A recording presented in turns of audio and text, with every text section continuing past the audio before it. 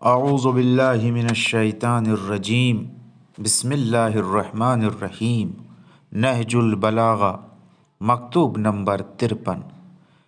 یہ خط حضرت امیر المؤمنین نے عمران ابن حسین خزاعی کے ہاتھ طلحہ اور زبیر کے پاس بھیجا۔ اس خط کو ابو جعفر اسکافی نے اپنی کتاب مقامات میں کہ امیر المؤمنین علیہ السلام کے فضائل میں ذکر کیا ہے۔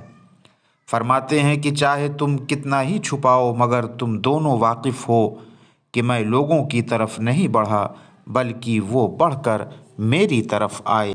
میں نے اپنا ہاتھ بیعت لینے کے لیے نہیں بڑھایا بلکہ انہوں نے خود میرے ہاتھ پر بیعت کی، اور تم دونوں بھی انہی لوگوں میں سے ہو کہ جو میری طرف بڑھ کر آئے تھے اور بیعت کی تھی، اور عوام نے میرے ہاتھ پر نہ تسلط و اقتدار کے خوف سے بیعت کی تھی اور نہ مال و دولت کے لالچ میں۔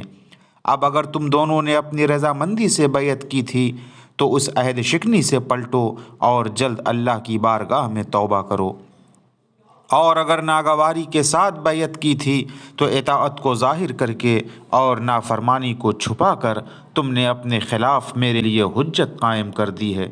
اور مجھے اپنی زندگی کی قسم کہ تم قلبی کیفیت پر پردہ ڈالنے اور اسے چھپانے میں دوسرے مہاجرین سے زیادہ سزاوار نہ تھے، اور بیعت کرنے سے پہلے اسے رد کرنے کی تمہارے لیے اس سے زیادہ گنجائش تھی کہ اب اقرار کے بعد اس سے نکلنے کی کوشش کرو، اور تم نے یہ خیال ظاہر کیا ہے کہ میں نے حضرت عثمان کو قتل کیا ہے۔